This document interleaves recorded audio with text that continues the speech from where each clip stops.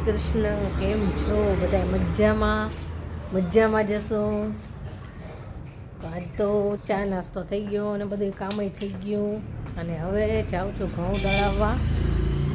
આ ઘઉંનો છેલ્લો ડબ્બો છે. ઘઉં ખાલી થઈ ગયા આજે. હવે ઘઉં લાવવા પડશે એવું થશે, અને અથવા તો હમણાં ઘઉંની સિઝન આવી જશે તો ઘઉંનો લોટ આપણે તૈયાર લઈ આવશું, આશીર્વાદનો કે કંઈ ગમે તે લઈ આવશું, એવું કંઈક કરવું પડશે. પણ આ છેલ્લો ડબ્બો છે તો દળાવતી આવું. કામ એ બધું પતી ગયું આજ તો વહેલા. બસ હવે રસોઈ બાકી છે. આ દળાવીને આવું એટલે રસોઈ કરી નાખું. છોકરા ભાઈ ગયા સ્કૂલે અને જેને હવે આજ સારું છે, કંઈ વાંધો નથી. હાલ પહેલાં ફટાફટ દળાવતી આવું અને પછી બીજી વાત. ઘઉં દળાવીને આવતી રહી. લોટનો ડબ્બો થોડીક વાર ખુલ્લો રહે, ઠંડો થઈ જાય એટલે.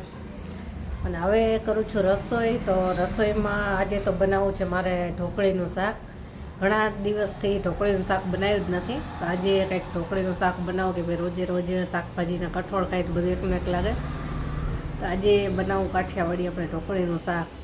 ચાલો ફટાફટ બનાવી દઉં કે 12 વાગી ગયા. જઈને આવીને તો રોટલી, ઢોકળીનું શાક અને સલાડ કરશું અથવા તો લાલ મરચાં.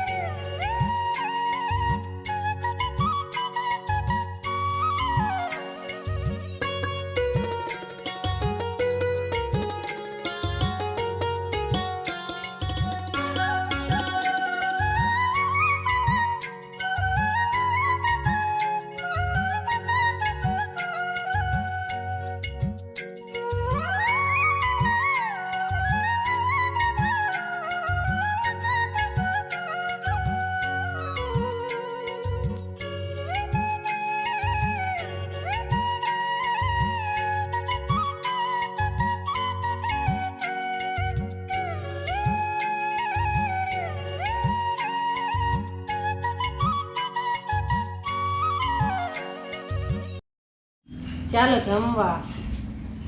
જમવાનું તૈયાર થઈ ગયું ને બધા આવી ગયા. ઢોકળીનું શાક છે. મારા ઘરમાં બધાને ઢોકળીનું શાક બહુ ભાવે. ચાલો ઢોકળીનું શાક ખાવું હોય આવી જાઓ.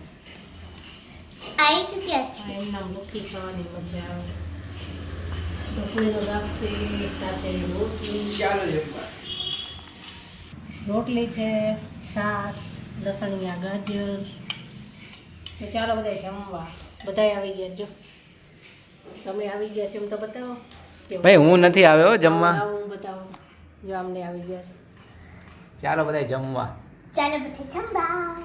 મારું ફેવરિટ છે અને મને બહુ ભાવે. કેવું બન્યું? એટલે બહુ મસ્ત બન્યું છે. એટલે મસ્ત બન્યું. આમાં એવું છે કે જનરલી મને જ્યારે કંઈ ખાવાનું મન થાય ને એટલે નિશાની ખબર પડી જ જાય કે આને આજે આ ખાવું હશે. એટલે હું ઘરે આવું તો એ જ બન્યું હોય. બોલો કેવી રીતે ખબર પડી જતી હશે? પૂછો જ. ખબર પડી જ જાય ને. તમને પડી જાય છે હે? તમને ખબર પડી મને જાય? આમ હું મનમાં વિચારતો કે આજે મારે આ ખાવું છે તો એ ખરેખર ઘરે બન્યું જ હોય. થાય બોલો. જ છે એવું હે ને. મજા આવે. આવો તમે પણ. કેવું બન્યું એ તો કેવું? જોરદાર. એમાં કેવું જ ન પડે. જમી લીધું. વાસણ ને પોતું ને બધું કામ થઈ ગયું. અને કેવિન ગયો ટ્યુશનમાં. જેની ને કાલે એક્ઝામ ચાલુ થાય છે તો એ વાંચવા બેસી ગઈ. અને આંબળા જો એટલા મસ્ત આંબળા છે ને.